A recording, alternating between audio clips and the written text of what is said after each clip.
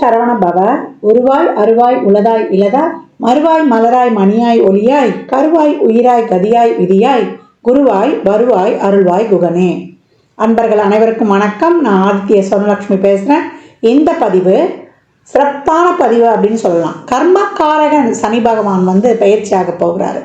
March 29 பயிற்சியாகி அவர் 2.5 வருடங்கள் ஒரு ராசியில் இருப்பார். ஏன்னா அதிக நாள் இருக்கக்கூடியவர் நம்ம சனீஸ்வர பகவான் தான். அவர் ஜூன் 2027 வரை அந்த இடத்துல தான் நம்மளுக்கு கும்பத்திலிருந்து மீனத்திற்கு சென்று அமர்ந்தவர்.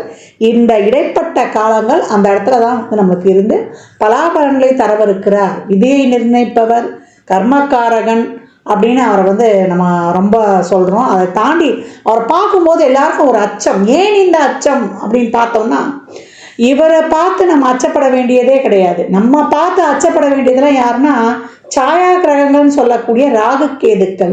அவங்க தான் பிக் பாஸ், நம்ம இயக்கக்கூடியவர்கள்.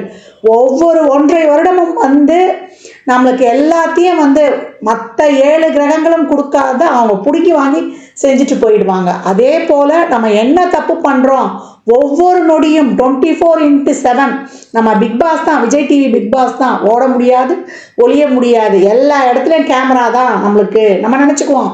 நான் நிறைய பதிவுகளில் இதை ஏன் உங்களுக்கு நினைவூட்டுறேன், மறுபடியும் சொல்கிறேன்னா, எப்பயாவது ஒரு தடவை நமக்கு ஞாபகம் நம்ம கவனமாக நடந்துக்குவோம் இல்லையா?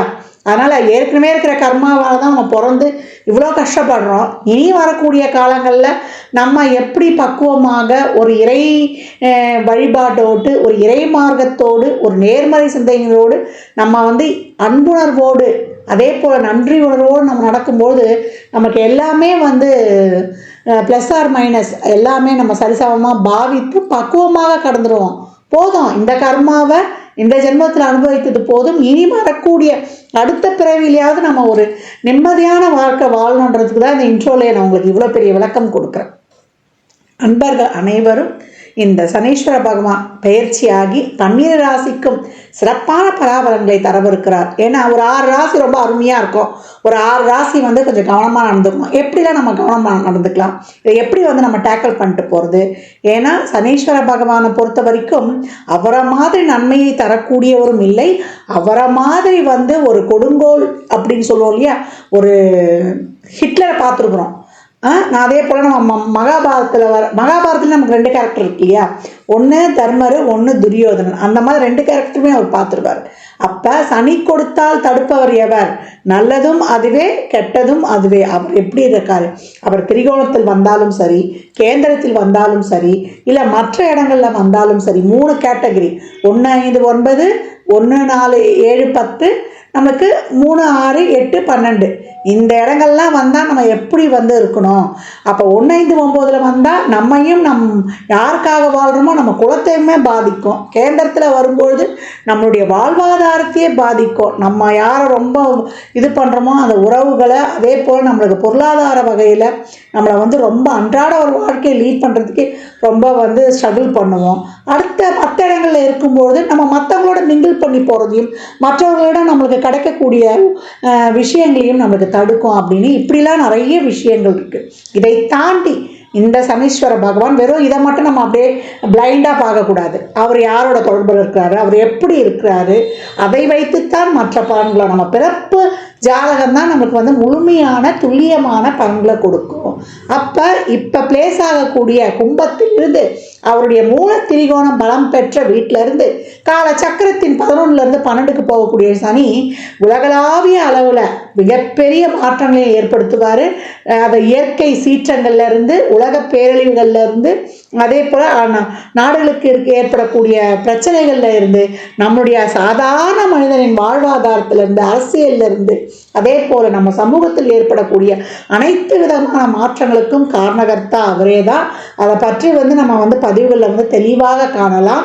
பதிவை முழுமையாக கேளுங்க. இதில் சொல்லியிருக்கின்ற இறை வழிபாடு, அதே போல் எளிமையான ஒரு ஆன்மீக பரிகாரங்களை எல்லாம், வழிபாடு தான் பரிகாரம் சொல்வதை விட, பின்பற்றி உங்கள் வாழ்வை வளமாக்கி கொள்ளலாம். மேஷராசி மேஷ லக்னத்திற்கான சனி பயிற்சி பலன்களை காணவிருக்கிறோம். காலச்சக்கரத்தின் ஆரம்ப வீடு அப்படின்னு சொல்லலாம்.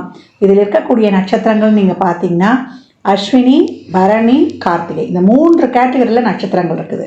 இப்போ மேஷத்துக்கு இது வந்து ஏழரை சனியில் ஆரம்ப காலகட்டம். எந்த தரப்பினருமே நமக்கு தசாபுதி சிறப்பாக இருக்குது, சிறப்பாக இல்லை, எங்களுக்கு வந்து அந்த புத்தியே வரல, எங்களுக்கு ஒரு நல்ல இடத்துல பிளேஸாக இருக்குது அப்படின்னா கூட ஏதாவது ஒரு சில மாற்றங்கள், தாக்கங்கள் நம்ம வந்து கடந்து தான் வரணும். இதுதான் வந்து நிதர்சனம். ஏன்னா அவர் கர்மக்காரகன். நம்ம வந்து பெரிய மகான்கள்லாம் கிடையாது. நம்மளையே அறியாமல் ஒரு சில தவறுகளை செஞ்சுருப்போம். போன ஜென்மாவில் நம்ம என்ன பண்ணுமோ, இந்த ஜென்மாவில் வந்து ஏதாவது ஒரு வகையில் பிரச்சனைகளை சந்தித்து கடந்து வந்து கொண்டிருக்கிறோம்.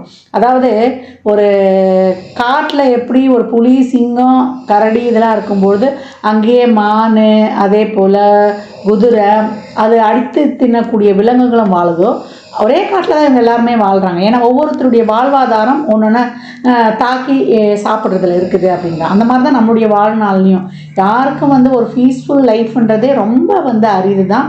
எல்லாத்தையுமே கடந்து வரணும். அந்த பக்குவ நிலை எப்போ நம்மளுக்கு வரும் அப்படின்னு பார்த்திங்கன்னா, நம்ம வந்து ஒரு நல்ல ஒரு ஸ்டேபிளாக இருக்கும்போது. அப்போ ஏழரை சனி காலத்தில் வந்து நம்ம ஸ்டேபிளாக இருப்போமா அப்படின்னா, நம்மளை ரொம்ப ஒரு ஆசோலேஷன் மைண்டடாக, ரொம்ப வந்து ஒரு வேவரிங் மைண்டடாக, நம்மளால் வந்து எல்லாமே நல்லதாகவே தெரியும் நம்ம கண்ணுக்கு.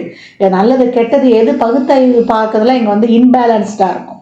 அப்போ அதை நம்ம கர்மா வேலை செய்யுதுன்னு சொல்லுவோம் இல்லையா, நான் நல்லா தான் பாருந்தேன், என்ன என் கர்மாவோ தெரியல, இப்படி போய் நம்ம மாட்டிக்கிட்டோமே அப்படின்லாம் சொல்லுவோம் இல்லையா. அந்த மாதிரி சூழலை தான் இந்த காலகட்டம் ஏற்படுத்தும் அப்படின்னு வந்து சொல்லலாம். இதுலேயே மேஷ ராசியில் வந்து 1 வயது குழந்தையிலேருந்து 90 வயது குழந்தை வரைக்கும் இருக்குது. இதில் first round, second round, third round நம்ம வந்து பிரிச்சுடுறோம். இது எப்படி எடுக்கிறது அப்படின்னா நம்ம பின்னாடி விரிவாக பார்க்கலாம். இதை இப்போ உங்களுக்கு வந்து இப்போ சந்திரனுடைய சனி இருக்குது, இல்லை சந்திரனுக்கு முன்பின் வீடுகளில் சனி இருக்கும் பொழுதும் உங்களுக்கு வந்து ஏழரை சனியாக நம்ம எடுத்துக்கலாம். சந்திரனை தொட்டு ஒரு 2 வீடுகளில் சனி இருக்கும் பொழுதும் ஏழரை சனியாக நம்ம வந்து இதை வந்து நம்ம கால்குலேட் பண்ணுறோம்.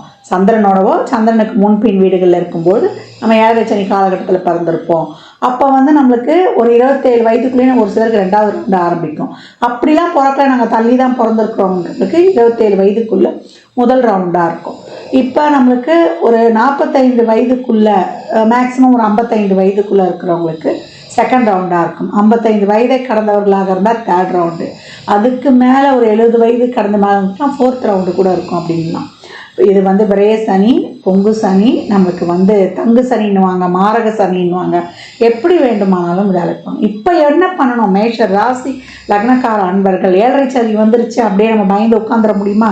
அன்றாட வாழ்வை வந்து நம்ம வந்து கடந்து தான் வரணும். இந்த காலகட்டம் மேஷராசி அன்பர்கள் முதல் ரவுண்டாக இருக்கவங்களுக்கு நிறைய செலவினங்கள் இருக்கும். ஒரு விரைய செலவு, எதை தொட்டாலும் ஒரு விரைய செலவு, அது உடல் ஆரோக்கிய குறைபாடு, ஒரு ஹெல்த் இஷ்யூ, வேலையில் நிறைய அலைச்சல் திருச்சல் இருக்கும், இங்கே அங்கே ஒரு இருக்கும். இந்த அலைச்சல் திருச்சல்லாம் நீங்கள் அக்செப்ட் பண்ணிக்கோங்க.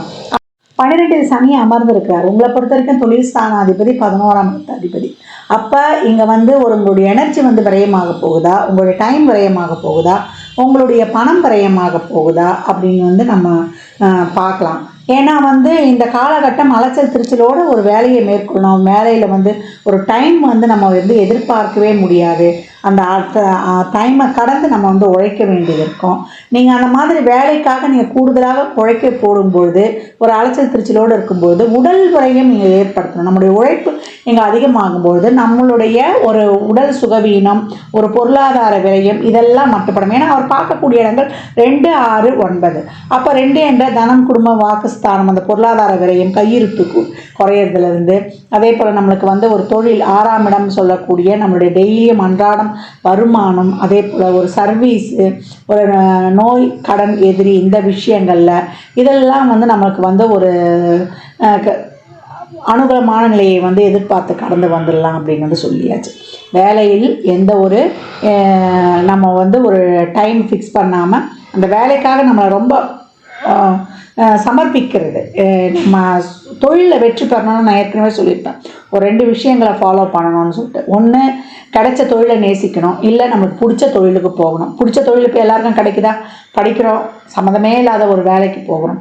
அதனால் இந்த காலகட்டம் மேஷராசி அன்பர்கள் நமக்கு கிடைக்கிற வேலையை நம்ம எடுத்துக்கணும். நான் ஏற்கனவே இளைஞர்களுக்கு அதான் சொல்லுவேன், உங்களை பொறுத்த வரைக்கும் தொழிலில் எப்போவுமே அதிகப்படியான ஸ்ரத்தை போடணும். ஏன்னா உங்களுக்கு பாதகாதிபதியாக நம்ப இருக்கிறார்.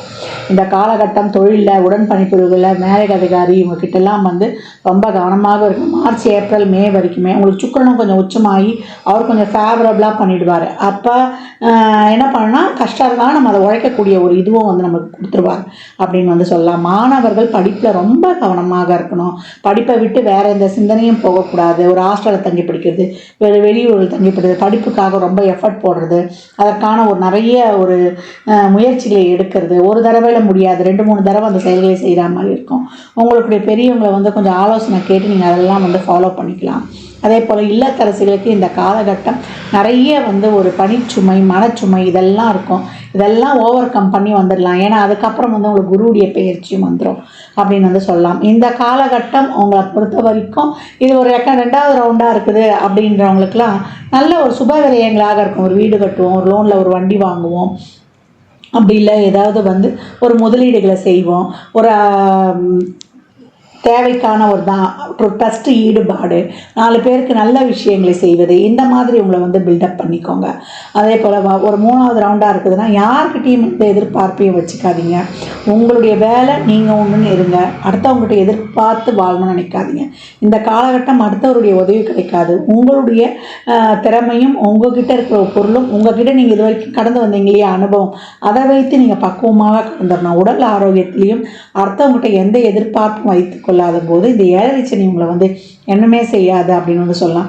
ஒரு 4வது ரவுண்டாக இருக்குது ஒரு சிலருக்கு அப்படின்னு ஒரு 80 வயதை கடந்தவங்களுக்குலாம் உடல் ஆரோக்கியத்தில் பார்த்துட்டு எப்பவும் இறைவனுடைய திருநாமங்களை சொல்லிட்டு நம்ம கடந்து வந்துடணும்.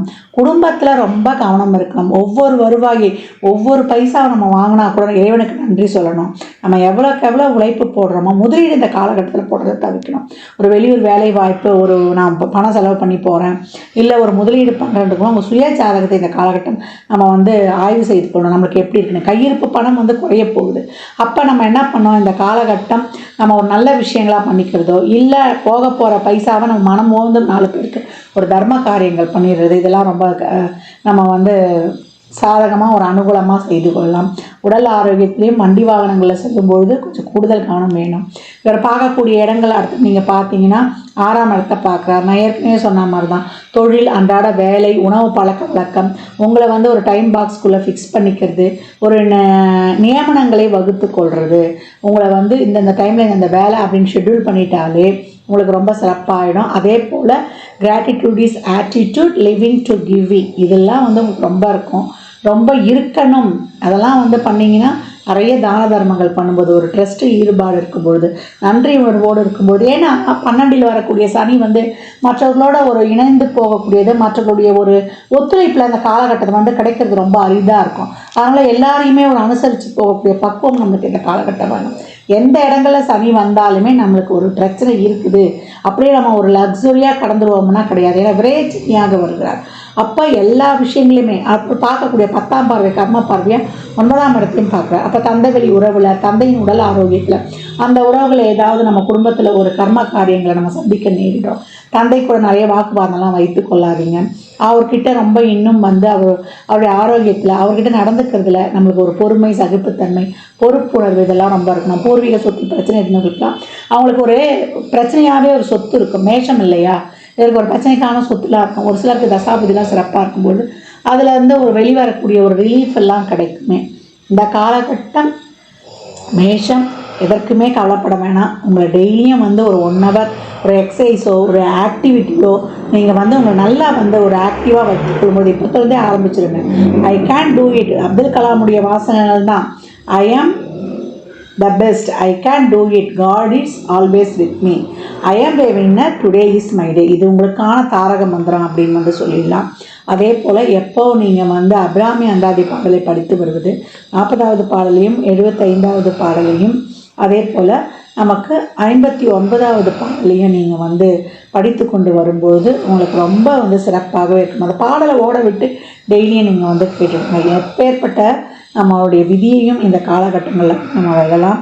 பணம் செலவாகும்னு நம்மளுக்கு வந்து தெரிஞ்சாச்சு. திட்டமிட்டு செலவு பண்ணுவது இந்த காலகட்டம் ரொம்ப வந்து சிறப்பு அப்படின்னு சொல்லலாம். சுப விரயங்களை வந்து நிறைய செய்து கொள்ளுங்கள்.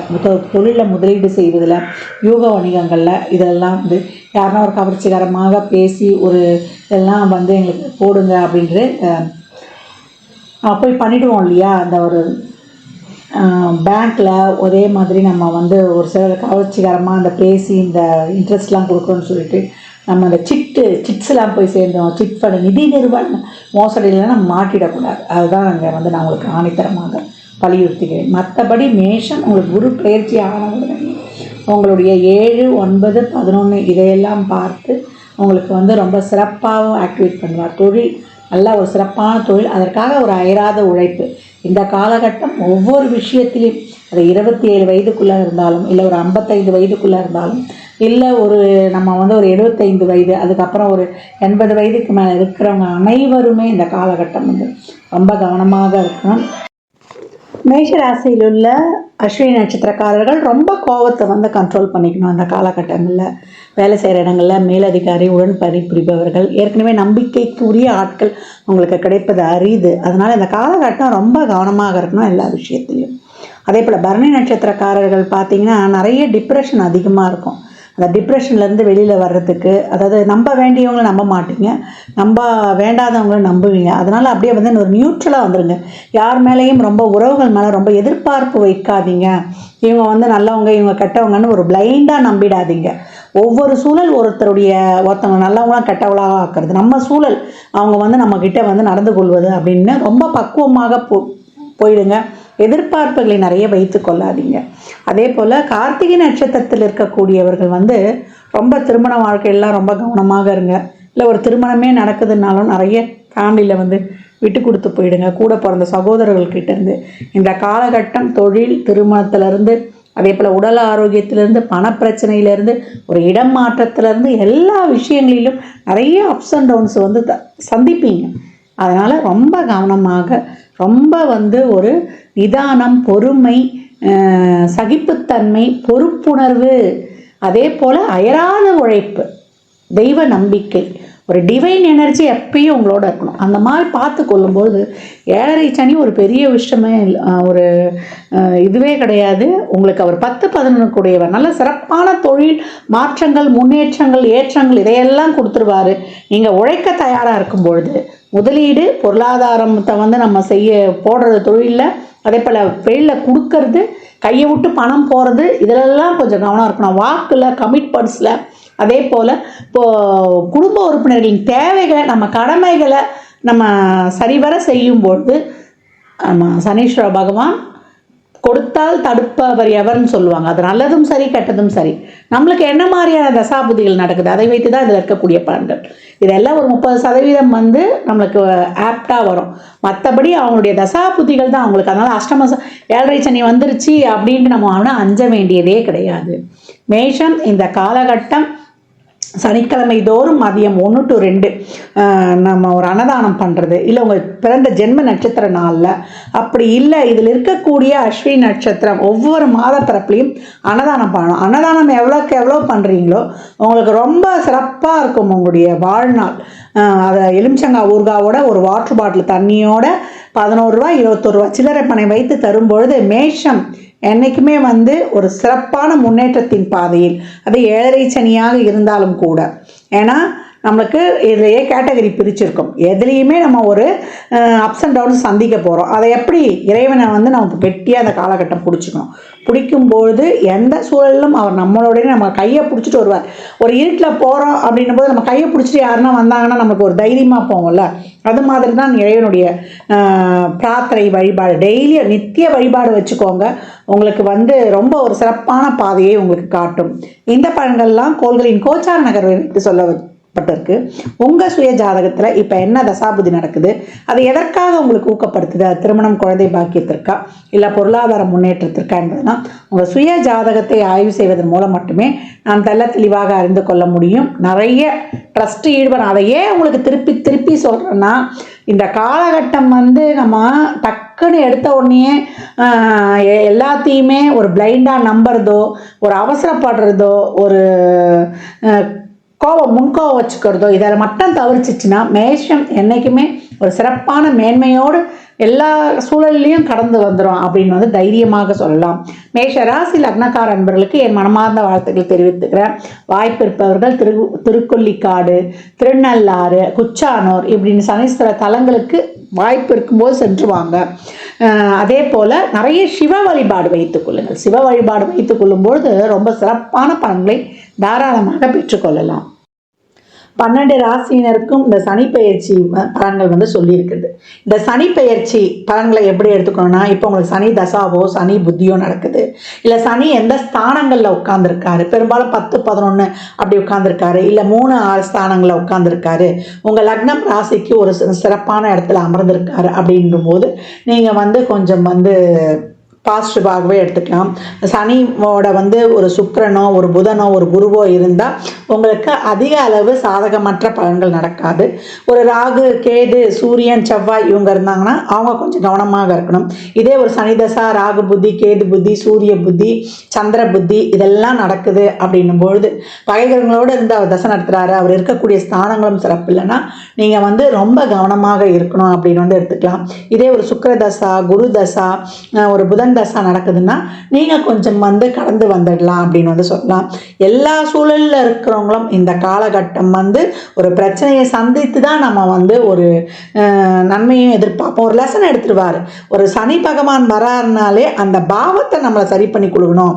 அப்போ நீங்கள் வந்து எதுலேயும் உங்களுக்கு பிரச்சனை இருக்கா, உங்கள் உடல் ஆரோக்கியத்தில் பிரச்சனை இருக்கா, இல்லை உங்கள் லைஃப்பில் பிரச்சனை இருக்கா, உங்கள் குடும்பத்தில் பிரச்சனை இருக்கா, உங்களுடைய உறவு முறையில் பிரச்சனை இருக்கா, நீங்கள் போகிற வழியில் உங்களுடைய சிந்தனையில் உங்கள் சிந்தனை தெளிவில்லாமல் இருக்கா, உங்கள் தொழிலில் பிரச்சனை இருக்கா, அதே போல் நீங்கள் சமூகத்துக்கக்கூடிய சமுதாயத்தில் இருக்கான்னு எல்லாத்துலேயும் இருக்கக்கூடிய பிரச்சனைகளை சுட்டி காட்டி அதை வந்து நீங்கள் இந்த காலகட்டம் அதை வந்து சரிப்படுத்தி கொள்வதற்காக தான் வந்து நம்மளுக்கு இவர் இந்த 7 சனி காலகட்டங்களில் வர்றாரு. இந்த கர்மாக்களை வந்து நம்ம அனுபவித்துடணும்.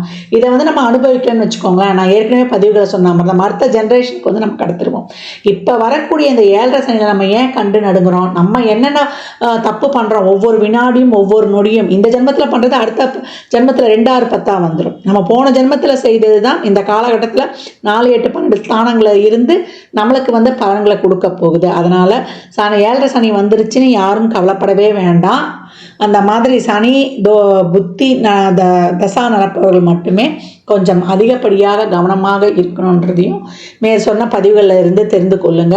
இந்த காலகட்டம் நிறைய சிவ வழிபாடு பண்ணுங்க. அதே போல் சனீஸ்வர பகவான், புகழ்பெற்ற சனீஸ்வர பகவான்களான திருநள்ளாறு, திருக்கொல்லிக்காடு, குச்சானூருக்கெலாம் சென்று வாங்க. அங்கே போனாலும் வெறும் சனீஸ்வர பகவானை மட்டும் வழிபடக்கூடாது, அங்கே இருக்கக்கூடிய சிவனை வழிபடணும். இந்த காலகட்டம் சிவ வழிபாடு தான் ரொம்ப சிறந்தது.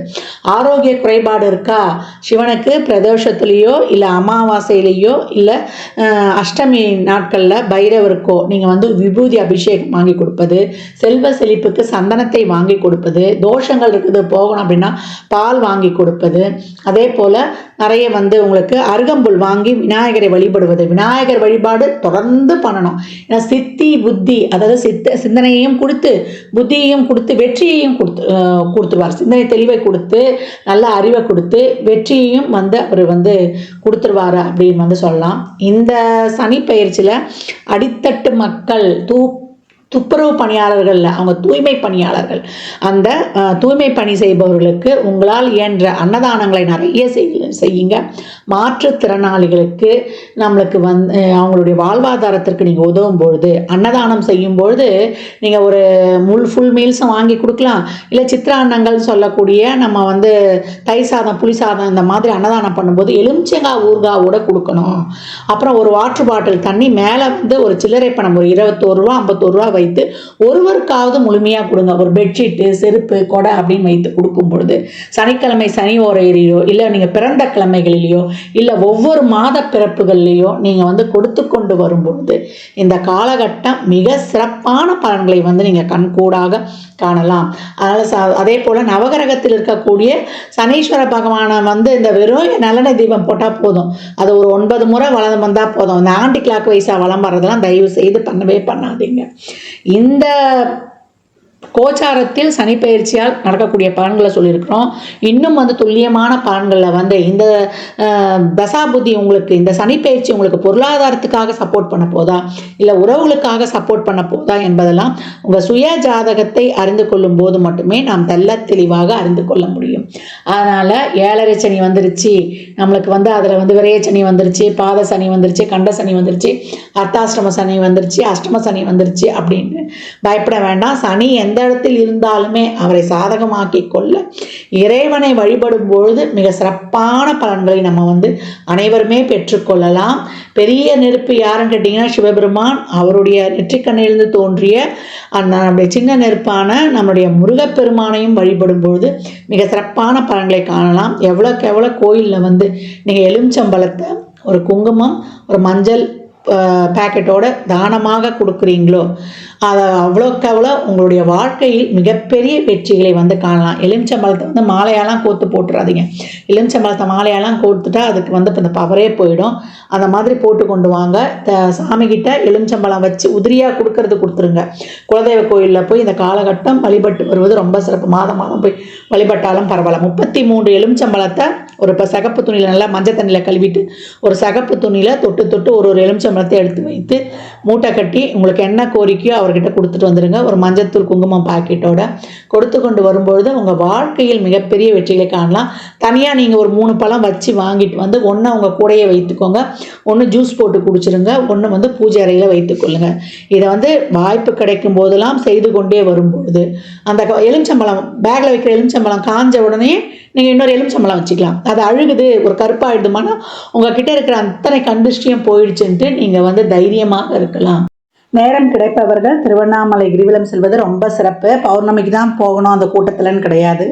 24x7 365 நாளும் எப்போ நினைக்கிறீங்களோ தாராளமாக கிரிவலம் சென்று வரலாம். அது அமாவாசை, பௌர்ணமி, பிரதோஷம், அஷ்டமி, நவமி, பஞ்சமின்னு எல்லா நாட்கள்லையும் போகலான்னு சொல்லியாச்சு.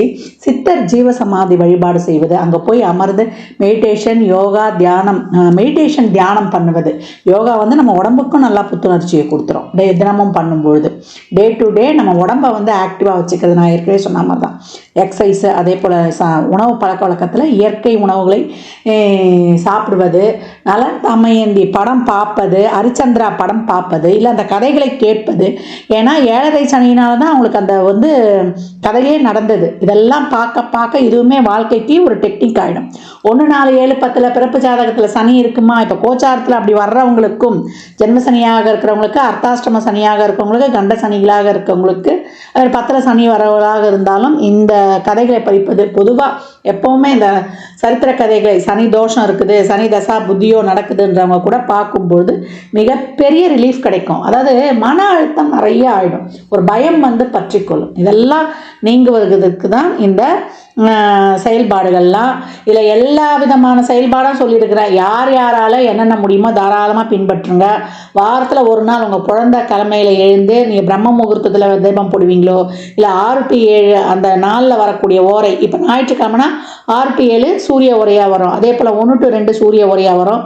அதே போல் இரவு 8 to 9 அதே சூரிய ஓரையாக வரும். இல்லை அந்த ஓரையில் விளக்கு போடுறதோ, இல்லை 4 to 6 நித்திய பிரதோஷத்தில் விளக்கு போடுறதோ, தீபம் ஏற்றி வழிபடும் பொழுதும், அன்னதானங்கள் செய்யும் பொழுதும், இறைவனுடைய திருநாமங்களை கோளறுப்பதிகம் கேட்பது, அதே போல் அனுமன் சாலிசா, அதே போல் பைரவ அஷ்டகம், துர்கா அஷ்டகம், சத்ரு சமார திருசதி, இதெல்லாம் கேட்க கேட்க கேட்க உக்ர தெய்வங்களையும் காவல் தெய்வங்களையும் வழிபட உங்களுக்கு அனைத்து விதமான பலன்களும் கிடைக்கப்பெறும் அப்படின்னு சொல்லலாம். பதிவு பெரிய பதிவாக தான் கொடுத்துருக்குறேன். இதை பொறுமையாக பாருங்கள். இதை பார்த்தீங்கன்னா எளிமையான செயல்பாடுகள் இதெல்லாம் நீங்கள் செய்ய உங்கள் வாழ்க்கையில் மிகப்பெரிய முன்னேற்றங்களும் மாற்றங்களும் ஏற்றங்களும் எந்த கிரக பயிற்சியிலையும் நீங்கள் பெற்றுக்கொள்ளலாம்.